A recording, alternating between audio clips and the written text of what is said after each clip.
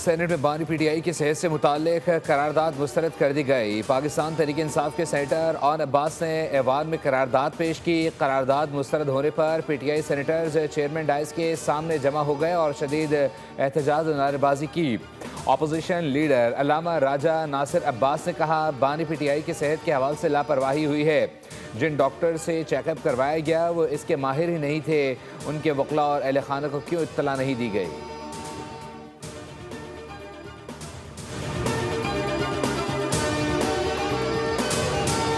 ماہ کی غفلت والی کوئی بات نہیں، بانی پی ٹی آئی کی صحت پر سیاست نہ کی جائے۔ 24 جنوری کو بانی کو انجیکشن لگایا گیا، یہ چیزیں ڈاکومنٹ پر موجود ہیں، اگر قائد حزب اختلاف کہیں تو ان کے حوالے کر دیتا ہوں۔ وزیر اعظم کے مشیر برائے سیاسی امور رانا ثناء اللہ نے کہا ہے کہ اب تک 25 مرتبہ باہر سے ڈاکٹر سے چیک اپ کیا گیا ہے اور 9 دسمبر کو چیک اپ میں بانی پی ٹی آئی نے آنکھ کی شکایت نہیں کی۔ سپریم کورٹ میں پیش کردہ رپورٹ میں بانی پی ٹی آئی کی لیونگ کنڈیشن پر چیزیں کلیئر ہو گئی ہیں۔ سلمان صفدر نے رپورٹ میں کہا ہے کہ بانی پی ٹی آئی جیل میں سیکیورٹی پر مطمئن ہے۔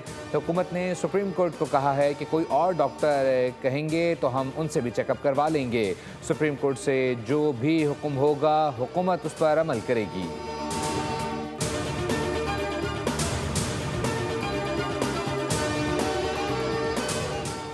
پوری قوم بانی پی ٹی آئی کی آنکھ کی وجہ سے پریشان ہے۔ سینئر سیاستدان فواد چودھری نے میڈیا سے گفتگو کرتے ہوئے کہا ہے کہ قید کے دوران بانی پی ٹی آئی کو جس طرح رکھا گیا ہے اس وجہ سے ان کی آنکھ ضائع ہوئی۔ قید تنہائی میں رکھنے کے بعد بلڈ پریشر کی وجہ سے ان کی آنکھ پر اثر ہوا۔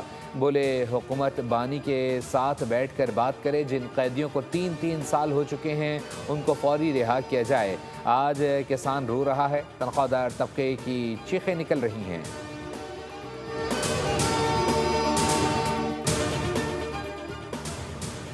بنگلہ دیش میں عام انتخابات کے غیر سرکاری اور غیر حتمی نتائج کے مطابق بی این پی نے میدان مار لیا، 2/3 اکثریت حاصل کرنے میں کامیاب۔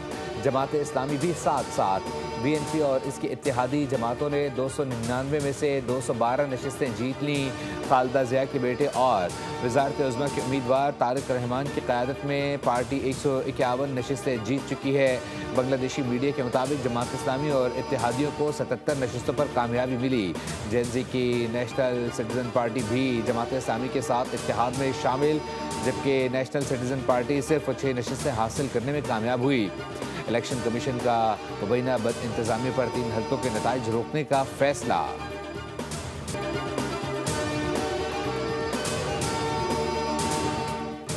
یو اے ای نے پاکستان کی قرض واپسی کی مدت میں مزید 2 ماہ کی توسیع کر دی۔ یو اے ای نے 17 اپریل 2026 تک 2 ماہ کے لیے اس رقم کو رول اوور کرنے پر اتفاق کیا۔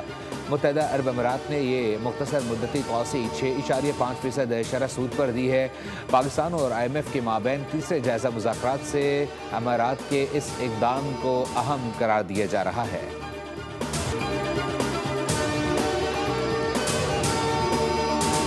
T20 ورلڈ کپ کا بڑا اپسیٹ، سابق ورلڈ چیمپئن آسٹریلیا کو زمبابوے کے ہاتھوں شکست۔ کولمبو میں کھیلے گئے میچ میں زمبابوے نے 169 رنز اسکور کیے۔ ہدف کے تعاقب میں آسٹریلیا کی ٹیم 20ویں اوور میں 146 رنز بنا کر آؤٹ ہو گئی۔ زمبابوے نے 23 رن سے کامیابی حاصل کی۔ برینٹ بیٹ نے 64 رنز کی شاندار اننگز کھیلی۔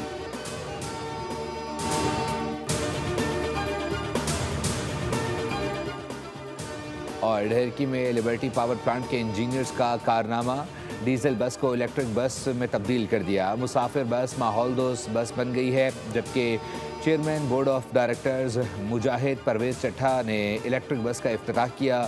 لبرٹی پاور پلانٹ میں تقریب انجینئرز کو تعریفی اسناد دی گئیں۔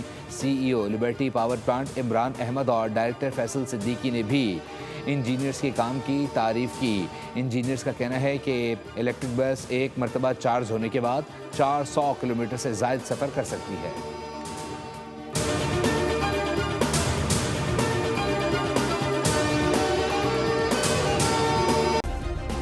سبسکرائب کریں اور بیل دبائیں تاکہ کوئی خبر رہ نہ جائے۔